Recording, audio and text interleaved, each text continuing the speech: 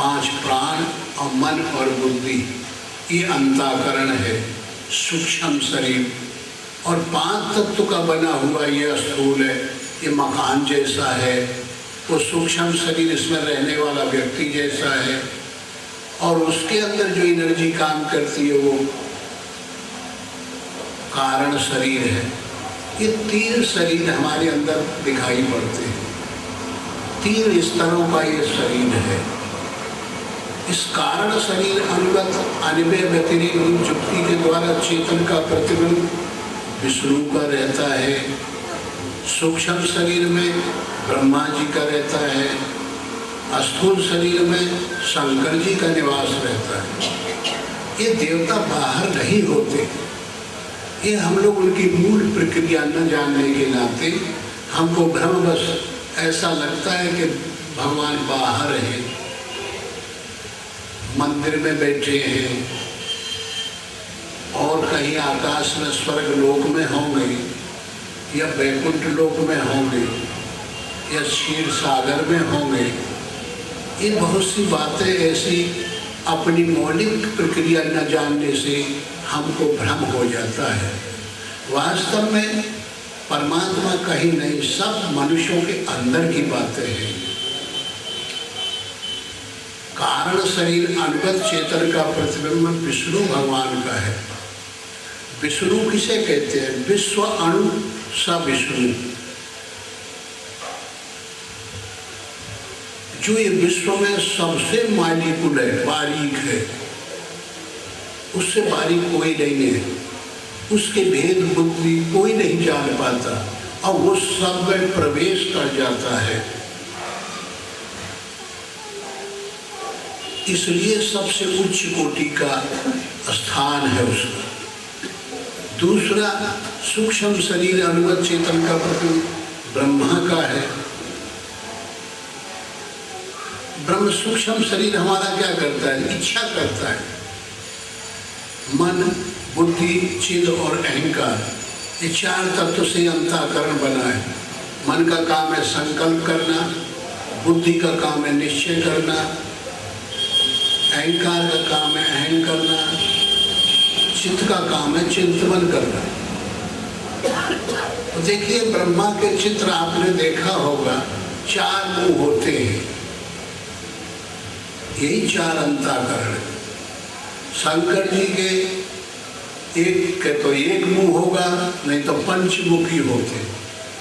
ये शरीर एक जैसा है, और नहीं तो छित, जल, पावक, गगन, समीर 5 तत्व से बना हुआ है। ऐसे इनकी गणित बैठानी पड़ती है, बैठा हुआ है। हम लोग इसको न जान करके, गोस्वामी इस पर तो रामायण में कहते हैं कि अस प्रभु हृदय अछत अविकारी, सकल जीव जग दीन दुखारी। ऐसा सुख का पुंज परमात्मा हृदय में बैठा हुआ है, सबके अंदर है, कोई जगह उससे खाली नहीं है, और सुख का रूप है, सुख का घर है, लेकिन सब दुखी दुखी है। ये कैसी विडंबना है?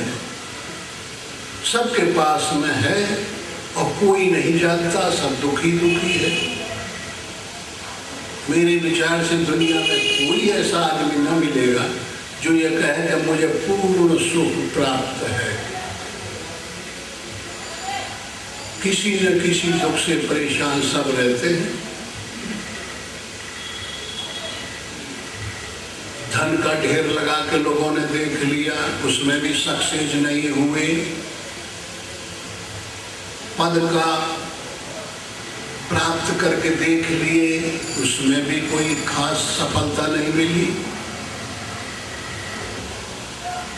और बहुत सी बातों में भी काफी प्रगति आज हो चुकी है इस विज्ञान युग में, लेकिन मेरे विचार में अंतःकरण की जलन, अंतःकरण की बेखुशी, अंतःकरण के परेशानियों को मिटाने के लिए किसी में कोई क्षमता नहीं है। पैसा इकट्ठा करके देखा तो देखिए और ज्यादा दुख बढ़ गए। जिस दुख को विनाश के लिए हमने सोचा था कि इस लक्ष्मी के पास होगा इलाज, ये भी किया लेकिन मिला नहीं।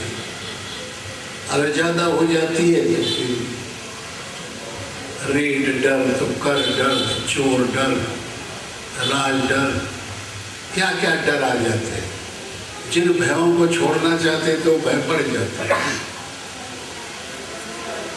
तो है क्या, आखिर में हमें आपको बैठ के थोड़ा सोचना पड़ेगा कि ये है कैसी बीमारी, ये क्यों नहीं समझ में आता।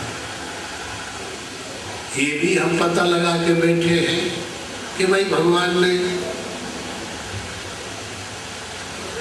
विधि में, ब्रह्मा ने जब इस सृष्टि को रचा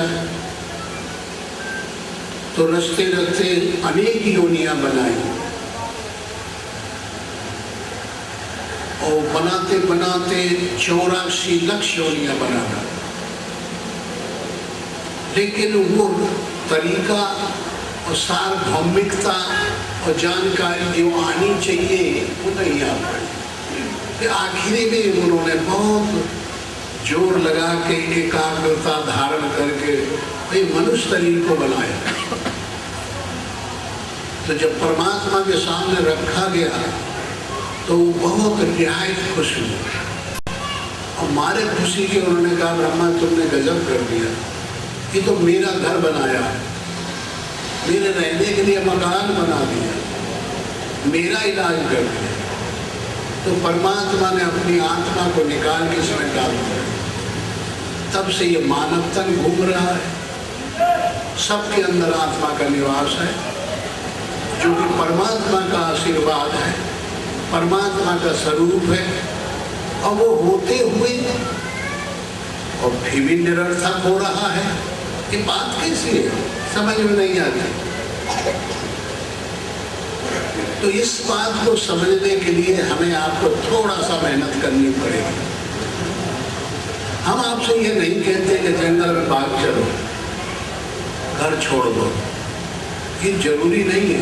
ये तो उनके लिए है जो सबको संभाल के और साधन न कर सके, जिनकी समझ कमजोर होती है, या कुछ ऐसे लोग होते हैं जो संभाल नहीं पाते इस लोड को और इससे भय खा करके निकल जाते हैं। हम तो ये कहते हैं कि हर बात हर आदमी को जाननी चाहिए, हर उच्च कोटि की साधना सब आदमी कर सकता है। ऐसी कोई चीज नहीं है जो न मनुष्य न कर सके, और उसका करने का तरीका होना चाहिए। मान लिया जाए कि हमसे कुछ नहीं बनता, आप कुछ भी न करिए, लेकिन दिन भर जो अपना काम करते वो करिए। और ये